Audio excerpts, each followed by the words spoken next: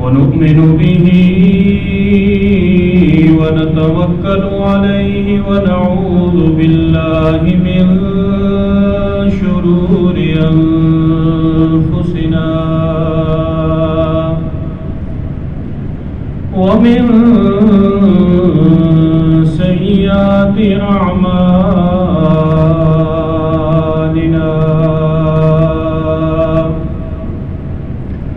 من يهده الله فلا مضل له ومن يضلله فلا هادي له ونشهد أن لا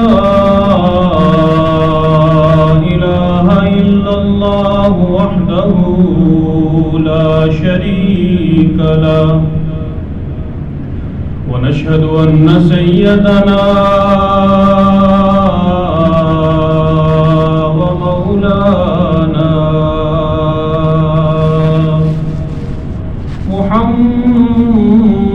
محمدا عبده ورسوله صلى الله تبارك وتعالى عليه وعلى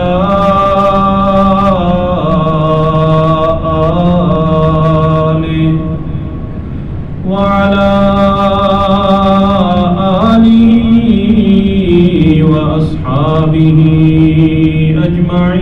أجمعين أما بعد فأعوذ بالله من الشيطان الرجيم بسم الله الرحمن الرحيم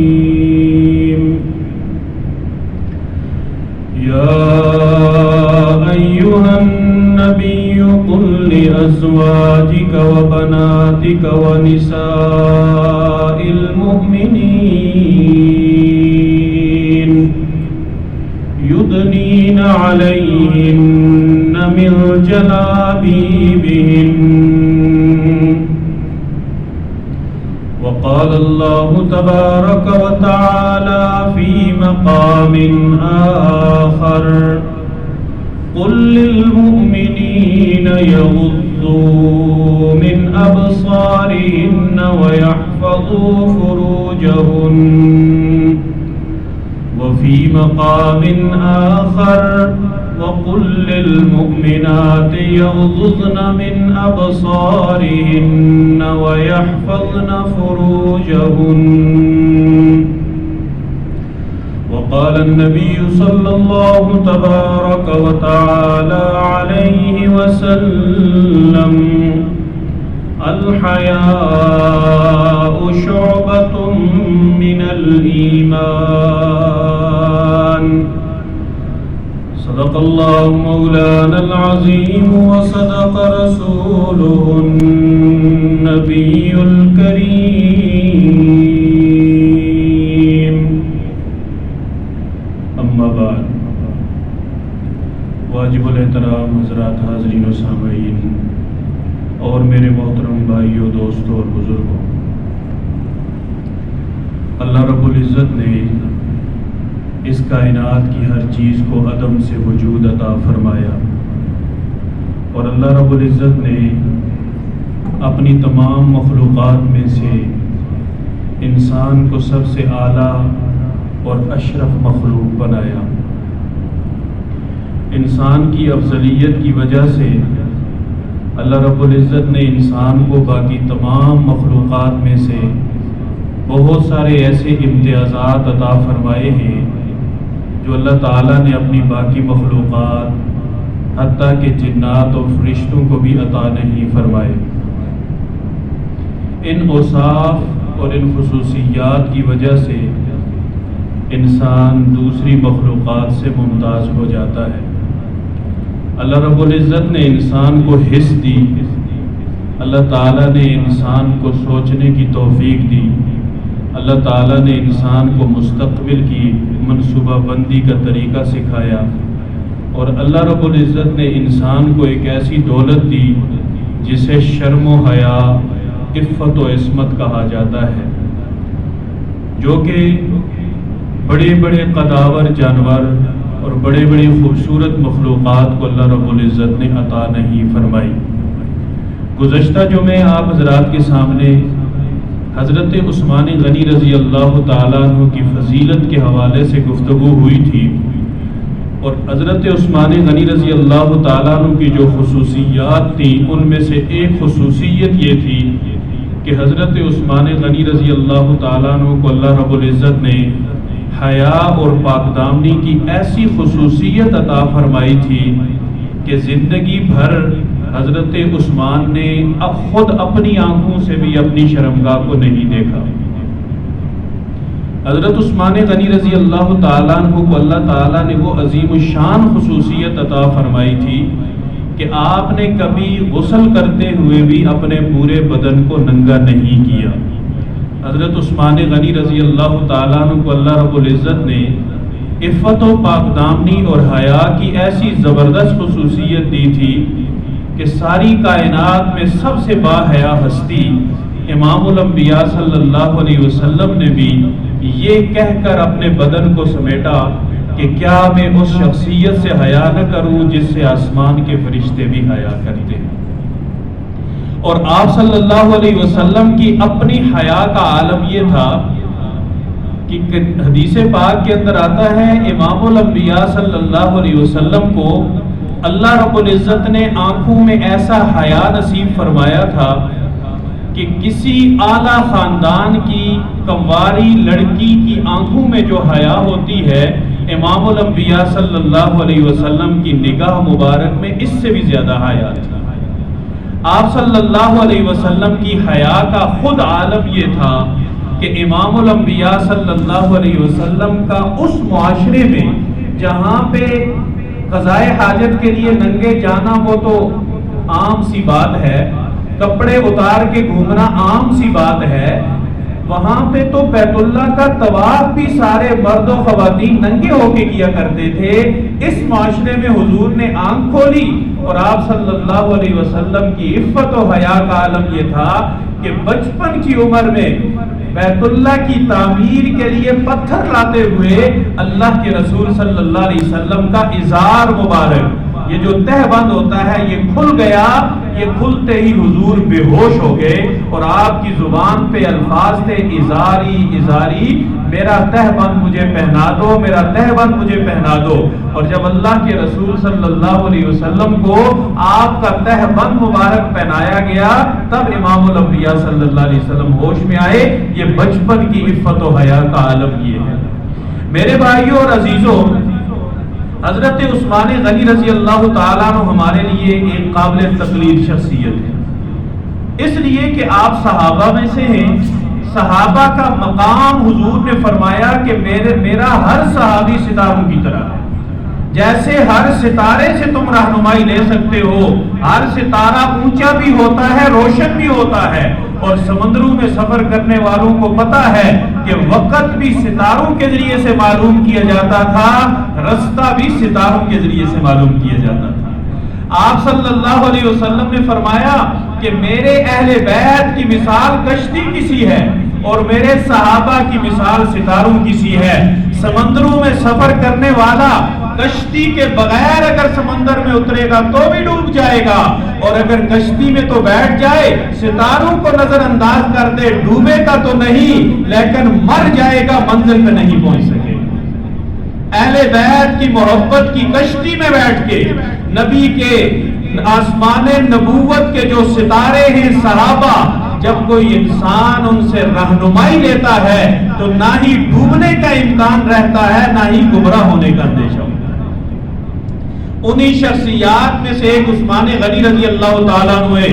یاد رکھیے ہمارے مذہب، ہمارے نظریے میں شخصیت پرستی نہیں ہے، ہم تو اوصاف کی وجہ سے کسی کی عزت کرتے ہیں، ہم تو نسبت کی وجہ سے کسی کا احترام کرتے ہیں، اور اوصاف میں دراصل عزت یہ ہے کہ آپ کسی کے وصف کی تعریف بھی کریں، تقلید بھی کریں۔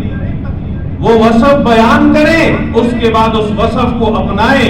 عثمان غنی رضی اللہ تعالیٰ عنہ سخی تھے، آپ جیسی سخاوت بھی اللہ رب العزت نے کم لوگوں کو عطا فرمائی تھی کہ جہاں گھر میں بیوی کے ساتھ چراغ میں تیل زیادہ چلانے پہ جھگڑا ہو رہا ہے، باہر دروازے پہ حضور کا بھیجا ہوا سوالی کھڑا ہے، اندر جھگڑا ہو رہا ہے کہ رات کو آپ نے چراغ میں تیل زیادہ ڈال دیا تھا، چراغ زیادہ جلتا رہا، ایسا آپ نے کیوں کیا؟ سائل دروازے پہ کھڑا سن رہا ہے، وہ وہیں سے الٹے قدموں واپس جانے لگا۔ عثمان غنی رضی اللہ تعالیٰ عنہ کو محسوس ہو گیا کوئی آیا تھا چلا گیا ہے۔ اس دور کے گھر ہماری طرح تو کناروں پہ مشتمل ہوتے نہیں تھے، ایک مرلے دو مرلے کا گھر، اور اگر کوئی مالدار ہوتا تو وہ اوپر ایک منزل بالا خانے کے طور پہ بنا لیتا۔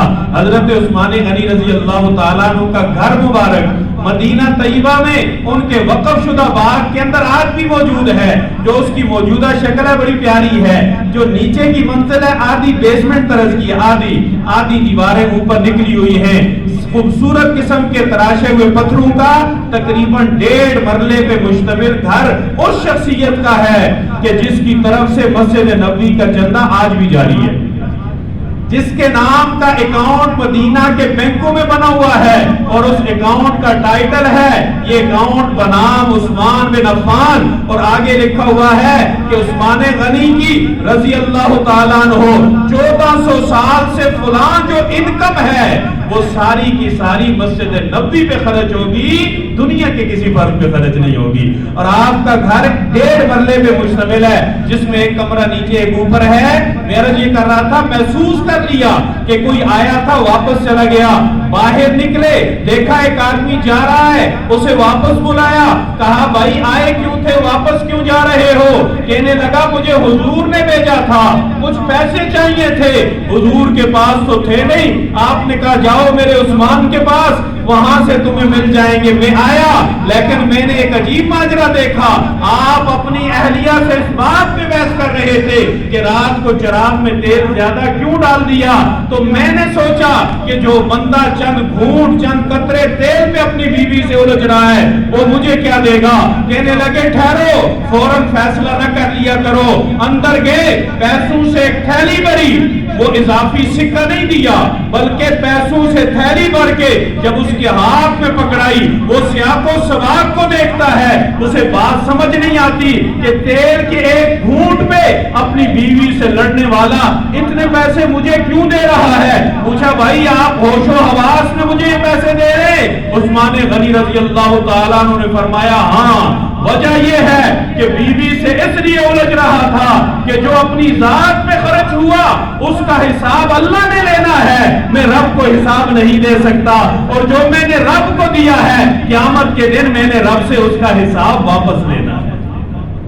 تو یہ میں تجھے نہیں دے رہا، یہ اپنے نبی کے بھیجے ہوئے سائل کو دے رہا ہوں، اور اپنے رب کے بھیجے ہوئے سائل کو دے رہا ہوں۔ اللہ نے فرمایا ہے کہ قیامت کے دن میں تم سے پوچھوں گا مجھے ضرورت تھی، میری ضرورت پوری کیوں نہیں کی؟ اللہ آپ تو حاجت اور ضرورت سے بے نیاز اور بلند ہیں، آپ کی کون سی ضرورت؟ اللہ فرمائیں گے میرا فلاں بندہ ضرورت مند تھا، کاش کہ تو اس کی ضرورت پوری کرتا، میرے کاغذوں میں یوں لکھا جاتا کہ میرے بندے نے اپنے رب کی ضرورت پوری کر دی۔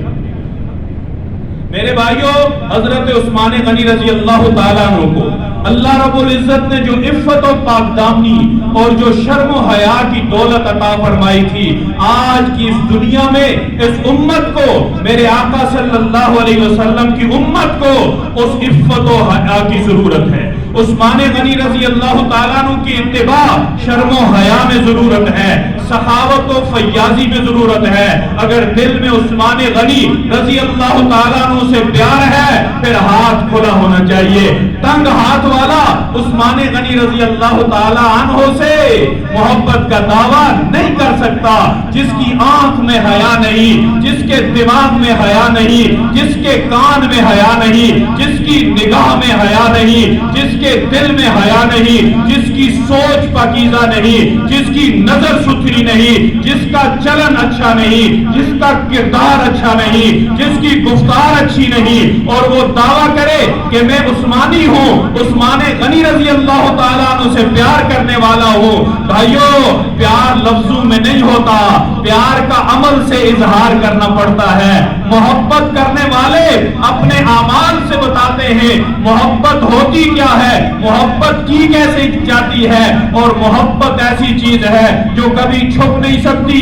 کہتے ہیں نا، کسی سے عشق ہو جائے وہ عشق بھی نہیں چھپا کرتا، اور کسی کپڑے میں مشک چھپا لی جائے وہ مشک بھی نہیں چھپا کرتی۔ مشک بھی اندر سے آواز دیتی ہے میں یہاں ہوں، اور عشق بھی اندر سے پکارتا ہے میں ہوں، میں سچا ہوں، میں جھوٹا نہیں ہوں۔ آج کے میرے اس معاشرے کو عفت و حیا کی ضرورت ہے۔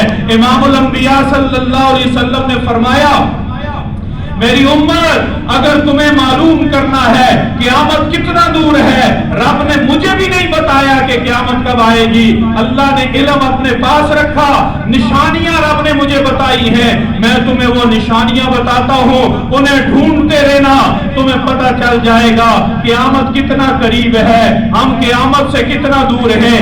امام الانبیاء صلی اللہ علیہ وسلم نے فرمایا، جب دیکھو میری امت کی عورتیں کپڑے پہننے کے باوجود ننگی معلوم ہونے لگے، یاد رکھو قیامت تمہارے سر پہ آن پہنچی ہے۔ جب تم دیکھو میری امت کی عورتیں شرم و حیا سے عاری ہو چکی ہے، سمجھ لو قیامت تمہارے سر پہ آن پہنچی ہے، تمہارے دروازے پہ دستک دے رہی ہے۔ جب دیکھو عورتوں کا چلن ایسا ہو کہ ان سے صاف ظاہر ہوتا ہو، یہ چاہتی ہے کوئی ہماری طرف مائل ہو، کوئی ہمیں دیکھے، اپنا بدن دکھانا چاہتی ہے، اور مردوں کو اپنی طرف مائل کرنا چاہتی ہے، خود مردوں کی طرف مائل ہونا چاہتی ہے۔ یاد رکھو کاسیاتن عاریاتن مائلاتن ممیلاتن، جب عورتوں کو دیکھو کپڑے پہنے ہوئے ننگی ہو جائیں، جب عورتوں کو دیکھو کہ جب وہ مائل ہونے لگ جائے، جب وہ رستوں میں یوں چلے کہ لوگ ان کی طرف مائل ہونے لگ جائیں، تو یاد رکھو قیامت تمہارے دروازے پہ دستک دے رہی ہے۔ اگر اس سسٹم کو روک سکتے ہو تو روکو، تو قیامت تم سے دور ہو جائے گی۔ امام الانبیاء صلی اللہ علیہ وسلم نے فرمایا، میری امت حیا اتنی بڑی دولت ہے، اللہ پاک جسے حیا دے دیتے ہیں اسے زینت عطا فرما دیتے ہیں، جس سے حیا لے لیتے ہیں اس سے حسن اور زینت واپس لے لیتے ہیں۔ اللہ رب العزت آپ صلی اللہ علیہ وسلم نے فرمایا، یہ جو تمہاری نگاہ ہے یہ شیطان کے تیروں میں سے ایک تیر ہے، اگر تم نے میرے خوف سے، میرے ڈر سے، میری محبت سے اپنی اس نگاہ کو جھکا لیا، یاد رکھو میں تم سے وعدہ کرتا ہوں اللہ تعالیٰ تمہیں ایمان کی ایسی مٹھاس نصیب فرمائیں گے کہ تمہیں اس ایمان کی مٹھاس اپنے بدن میں لمحہ بلمحہ محسوس ہوگی۔ حیا اللہ کا تحفہ ہے، اور اللہ کا تحفہ جسے مل جائے، حضور نے فرمایا اللہ اسے جنت دینا چاہتے ہیں، اور اللہ پاک جس سے حیا چھین لے یہ ظلم ہے، اور جسے اللہ پاک ظلم دے دیں اللہ پاک اسے جہنم دینا چاہتے ہیں۔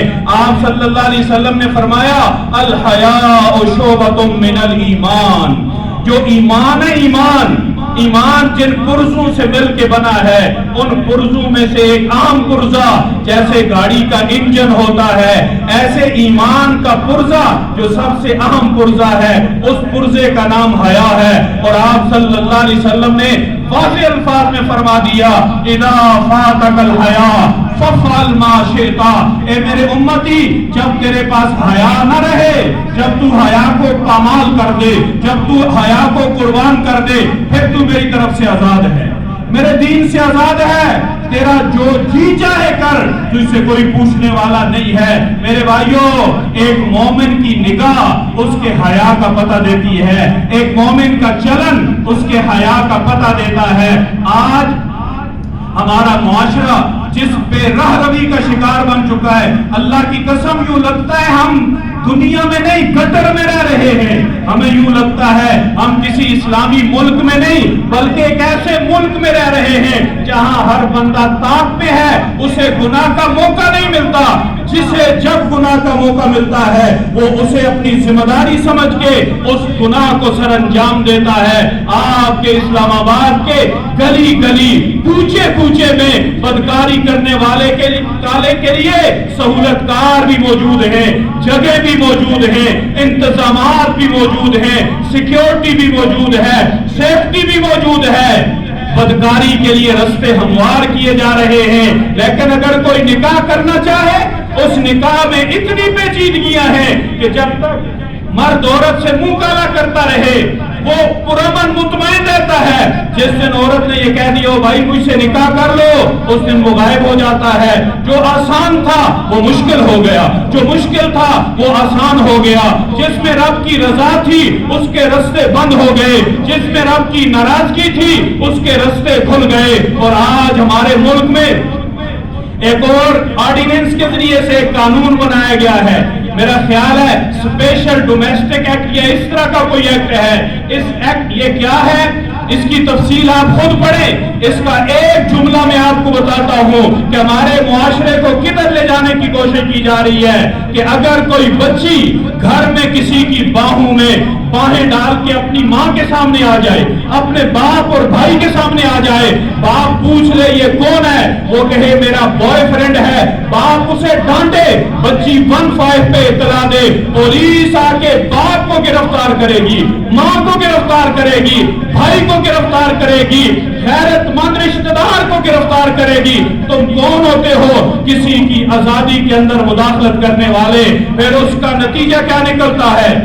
اس کا نتیجہ آپ نے اسلام آباد کے F7 سیکٹر کے اندر آج پورا سوشل میڈیا بھرا ہوا ہے, میڈیا بھرا ہوا ہے. پاکستان کی 2 ملینر فیملیز, ارب پتی فیملیز, ان کے آپس میں تعلقات ہیں, وہ تعلقات اولاد میں منتقل ہوتے ہیں. بیٹی اپنے والد کے دوست کے بیٹے سے آزادانہ ملنے جاتی ہے, وہ راتوں کو کہاں رہتی ہے اس کا کسی کو پتا نہیں. ماں کو فون کرتی ہے میں لاہور جا رہی ہوں, وہ اسلام آباد میں ہے. عید سے 1 دن پہلے بیٹی لاہور جا رہی ہے, ماں کو جرت نہیں ہوئی وہ پوچھے بیٹی تو کیوں جا رہی ہے. وہ باپ سے جا کے کہتی ہے کہ ہماری صاحبزادی تو لاہور جا رہی ہے, پتہ نہیں کیوں جا رہی ہے, عید سے 1 دن پہلے کا دن ہے اور یہ لاہور جا رہی ہے. اب یہ معاملہ یہاں تک اس لیے پہنچا کہ اس سے پہلے روک ٹوک نہیں تھی. اس سے پہلے اسپیشل لیونگ ریلیشن یہ آپس میں قائم تھے. لڑکا لڑکی کو لے جاتا ہے, لڑکی لڑکے کو لے جاتی ہے, اور اس کا جو نتیجہ ہوا اللہ کی قسم سن کے رونگٹے کھڑے ہو جاتے ہیں. جب ماں باپ نے آ کے دیکھا وہی دوست جو اس کا جسم استعمال کرتا رہا, آج اسی دوست نے کسی کی بیٹی کو بیٹی نہیں سمجھا, کیونکہ اس کا مقصد تحفظ دینا نہیں تھا, جانوروں کی طرح اپنی جنسی خواہش پوری کرنا تھا. وہ کرتا رہا, جب وہ تھک گیا, جب اس سے اگلے سٹیپ پہ جانے لگا, اس نے گلا کاٹا, سر تن سے جدا کر کے جسم میں چھریاں مار کے بدن پہ گولی چلائی, لیکن گولی پسٹل کے اندر پھنس گئی. جب پولیس آئی وہ بھی حیران ہو گئی کہ سارا گھر خون سے بھرا ہوا تھا. میرے بھائیوں, ہم یہ سوچ رہے ہنوز دلی دورست, ابھی تو دلی بہت دور ہے. بادشاہ سے کہا گیا بادشاہ سلامت, دشمن آ رہا ہے, اتنے 100 کلومیٹر پہ پہنچ چکا ہے. بادشاہ نے کہا چھوڑو دشمن کو, پراٹھے بناؤ, مجھے بھی کھلاؤ, خود بھی کھاؤ. پراٹھے پکتے رہے, پراٹھے بنتے رہے, دشمن اور قریب آ گیا. چھوڑو پراٹھے بناؤ, حلوہ بناؤ. بادشاہ سلامت دشمن تو محل کے دروازے پہ آ گیا. اوہو اب کیا کرے؟ پھر دشمن نے جو کیا, جو حق تھا وہ کیا.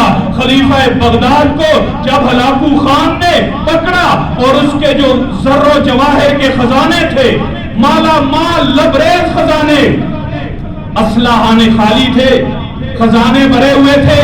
ہلاکو خان نے اس کے کسی سپہ سالار نے مسلمانوں کے خلیفہ سے پوچھا, یہ دیکھ تیرے خزانے, اگر تو انہیں بیچ کے اسلحہ لے لیتا آج تو فاتح ہوتا, ہم مفتو ہوتے, آج تو ہمارا غلام نہ ہوتا.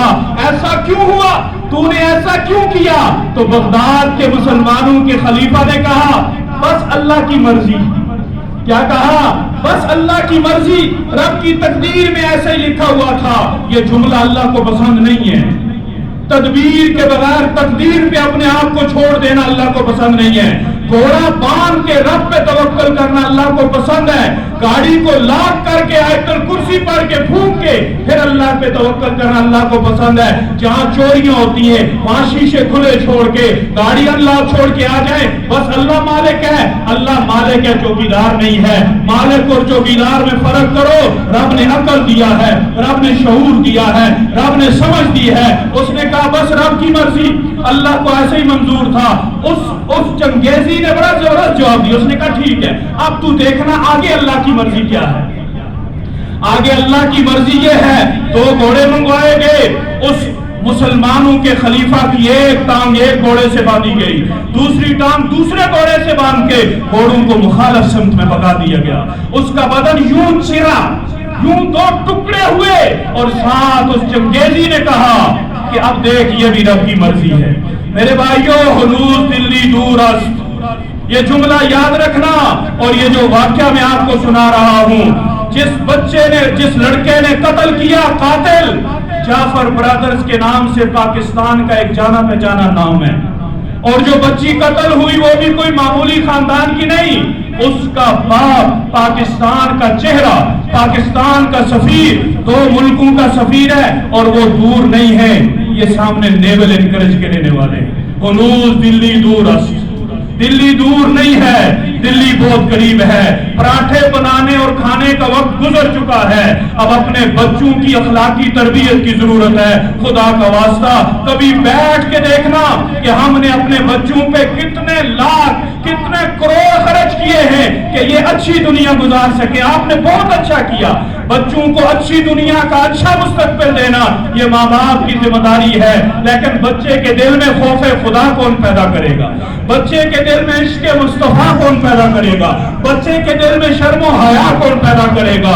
بچے کے دل میں ایمان کی محبت کون پیدا کرے گا؟ بچے کے دل میں اسلام کی محبت کون پیدا کرے گا؟ بچے کے دل میں صحابہ کا وہ طرز عمل کون لائے گا کہ جب اصحاب رسول 6 مہینے گھروں سے دور دشمن کے قلعے کا محاصرہ کیے ہوئے ہیں اور اندر سے چال چلی گئی؟ وہ چال کیا ہے کہ ان کے سامنے اپنی نوجوان عورتوں کو تیار کر کے کھڑا کر دو، رستے کے دائیں بائیں کھڑا کر دو اور انہیں اندر بلاؤ۔ جب یہ آئیں گے ان کی نگاہ اٹھے گی، یہ ہماری عورتوں کو دیکھیں گے، یہ بے قابو ہو جائیں گے، یہ بدکاری کریں گے، آنکھ کا زنا کریں گے، ہاتھ کا زنا کریں گے، سوچ کا زنا کریں گے۔ اس کا نتیجہ کیا ہوگا؟ کافر کہتے ہیں اس کا نتیجہ یہ ہوگا، ان کا کیا ہے؟ یہ تو کچھ نہیں، یہ رب کی طاقت کے بھروسے پہ لڑ رہے ہیں، ان کا رب ان سے روٹھ جائے گا۔ جب ان کا رب روٹھا پھر تم انہیں کاٹنا گاجروں کی طرح، بولیوں کی طرح۔ اللہ کی عزت کی قسم، صحابہ کے لشکر گزرے، دائیں بائیں خوبصورت لباس میں ملبوس عورتیں کھڑی ہیں، اعلیٰ قسم کی خوشبوئیں لگائے ہوئے برہنہ حالت میں کھڑی ہیں۔ جب صحابہ گزرے، سارے گزرے، ان عورتوں نے وہی جملہ کہا جو مصر کی عورتوں نے حضرت یوسف کے بارے میں کہا۔ وہ جملہ ان عورتوں نے میرے نبی کے صحابہ کے بارے میں کہا، او بھائی یہ تو انسان نہیں لگتے، یہ تو فرشتے معلوم ہوتے ہیں۔ کوئی ایک نگاہ اٹھا لیتا، کیسے اٹھاتا؟ میرے نبی نے جنہیں ستارے کہا ہے، بھلا ستارہ بے نور ہو سکتا ہے؟ ستارہ کسی کو گمراہ کر سکتا ہے، ستارہ کسی کو خراب کر سکتا ہے، ستارہ خود خراب ہو سکتا ہے؟ نہیں ہو سکتا۔ میرے بھائیوں، اپنی اولادوں کو لاکھوں کروڑوں روپے لگا کر دنیا کی تعلیم کے ساتھ ساتھ خوف خدا ان کے دل میں پیدا کرو۔ ایسا معاشرہ جو میرے نبی چھوڑ کے گئے تھے، جو میرے نبی کا ارمان تھا، جو میرے نبی کی آرزو تھی، جو میرے نبی کی تمنا تھی، دور کی بات نہیں ہے۔ ہندوستان کے ایک بزرگ جو اپنی نوجوانی کے عالم میں تھے، نام ان کا نہ جانے کیا تھا، لیکن دنیا انہیں خواجہ مشکی کے نام سے یاد کرتی ہے۔ خواجہ مشکی، ان سے پوچھا گیا حضرت آپ کے نام کی وجہ تسمیہ کیا ہے، آپ کو خواجہ مشکی کیوں کہا جاتا ہے؟ نہیں بتایا۔ کسی نے شدید اصرار کیا، کہنے لگے میں طالب علم تھا، روز گلی سے گزر کے مدرسے جاتا تھا، مجھے نہیں پتا کہ کس کس گھر سے میرے اوپر بدنگاہی کی جاتی ہے، غلط نظر رکھی جاتی ہے، مجھے نہیں پتا۔ ایک دن میں گلی سے گزر رہا تھا، دیکھا ایک بڑھیا کھڑی ہے، بڑھیا کہنے لگی بیٹا تم شکل سے نیک معلوم ہوتے ہو، اللہ والے معلوم ہوتے ہو، اندر ایک مریض ہے، آؤ ذرا اس کو دم کر دو، شاید تمہاری وجہ سے اللہ اسے شفا دے دے۔ کہتے ہیں اچھی بات ہے۔ میں جب اندر گیا، دروازے سے میں اندر ہوا تو دروازے کو تالا لگا دیا گیا، مجھے اندر بٹھایا گیا۔ تھوڑی دیر کے بعد ایک نوجوان عورت جو گھر کی مالکن تھی بن سنور کے میرے سامنے آ گئی اور مجھے کہنے لگی نہ جانے کب سے میں یہاں سے تمہیں دیکھتی ہوں، میرا دل چاہتا ہے تم میرے پاس آؤ، مجھے چھو، میرے سے اپنا منہ کالا کرو، آج مجھے موقع مل گیا ہے، میں تمہیں دعوت گناہ دیتی ہوں، کھلی آفر دیتی ہوں، آؤ آؤ آؤ اپنا منہ کالا کرو اور میرے من کی مراد پوری کرو۔ یہ کہتے ہیں میں ڈر گیا، میں نے کہا اللہ تو دیکھ رہا ہے، اب میں کیا کروں، میں تو پھنس گیا۔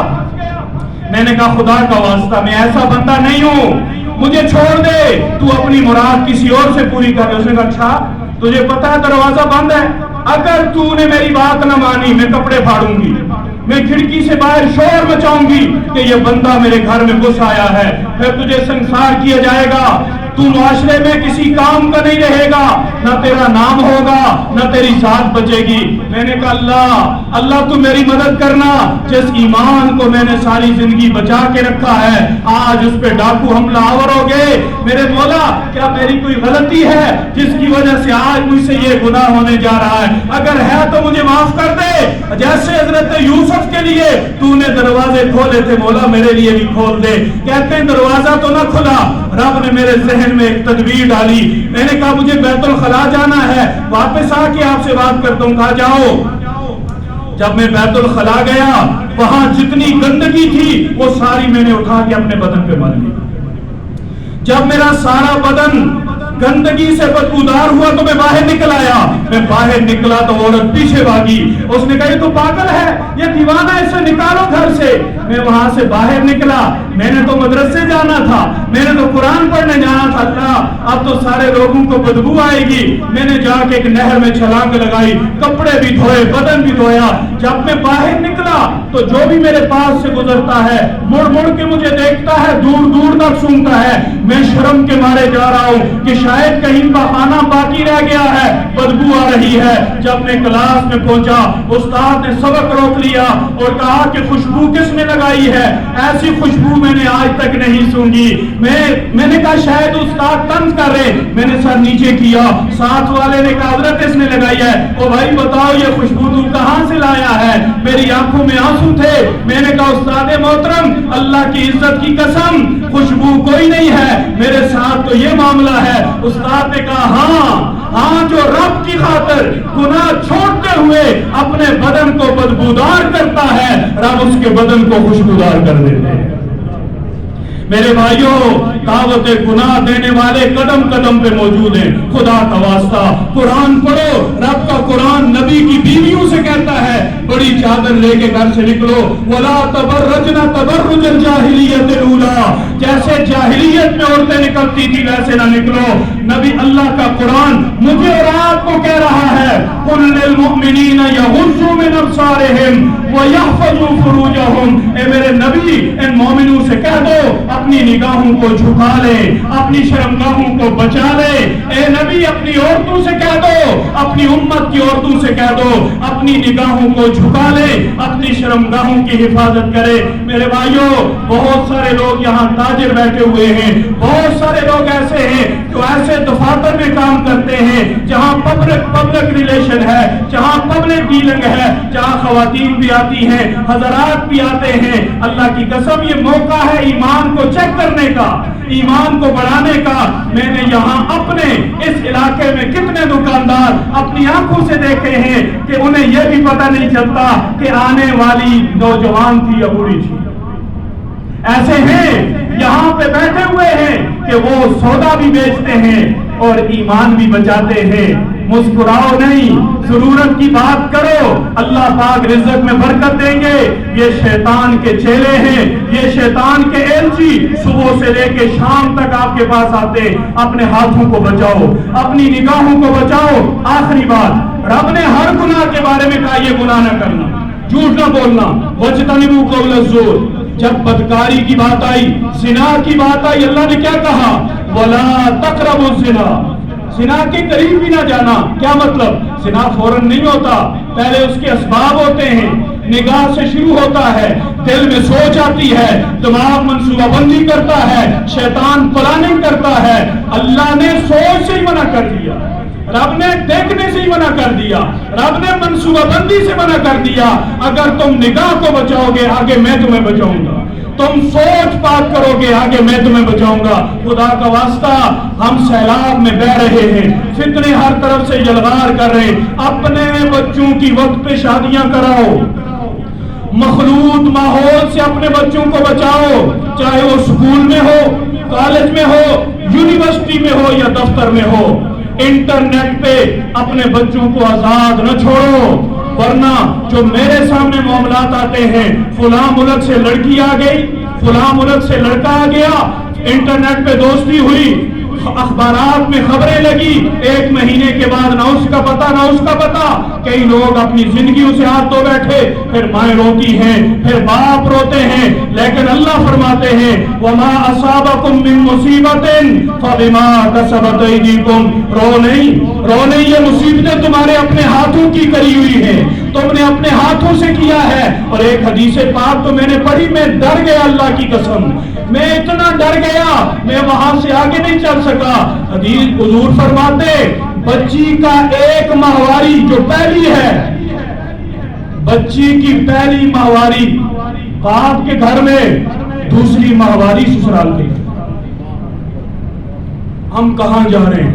ہم مستقبل بنا رہے ہیں، ہم کیریئر بناتے بناتے دنیا اجاڑ دیتے ہیں۔ بس آج میری آپ سے التجا ہے، رب سے مانگے، رب سے مانگے اللہ میری اس نگاہ کو جھکا دے۔ خدا کی قسم ہم نے نگاہ کے اٹھنے کی لذت دیکھی ہے، جس دن نگاہ کے جھکنے کی لذت ہمیں مل گئی نا، یہ نگاہیں اٹھنا بھول جائیں گی۔ ہم نے دیکھنے کی لذت تو دیکھی ہے، جس دن دیکھ کے نظر چرانے کی لذت ہمیں مل گئی، اس کے بعد جو سجدہ ہوگا، اس کے بعد جو قیام ہوگا، اس کے بعد جو رکوع ہوگا، اس کے بعد جو دعا کے لیے ہاتھ اٹھیں گے، آنکھیں چھم چھم برسیں گی، دل ہلکا ہوگا، تو پتا چلے گا اللہ اتنی بڑی دولت میں کہاں کھو کے بیٹھا تھا، اس سے میں کہاں دور تھا۔ اپنے آپ کو بھی بچائیں، اپنے بچوں کو بھی بچائیں۔ فتنوں کے اس دور میں ہر روز اپنی اولاد کے لیے 2 رکعت نفل پڑھے۔ اللہ یہ تو نے نعمت دی تھی، اسے میری عزت کے اچھالنے کا ذریعہ نہ بنانا۔ اللہ کہیں ایسا نہ ہو کل میری تصویر ہو، میری اولاد کی تصویر ہو، سوشل میڈیا پہ تبصرے ہو رہے ہوں، پھر میں روؤں چلاؤں، میں وہ ہو کاش یہ نہ کیا ہوتا، کاش وہ نہ کیا ہوتا۔ جب وقت ہاتھ سے نکل جاتا ہے پھر پچھتاوے کے سوا کچھ نہیں رہتا۔ اللہ رب العزت ہم سب کے ایمان کی حفاظت فرمائے، ہماری اولادوں کے ایمان کی حفاظت فرمائے۔ وآخر دعوانا الحمد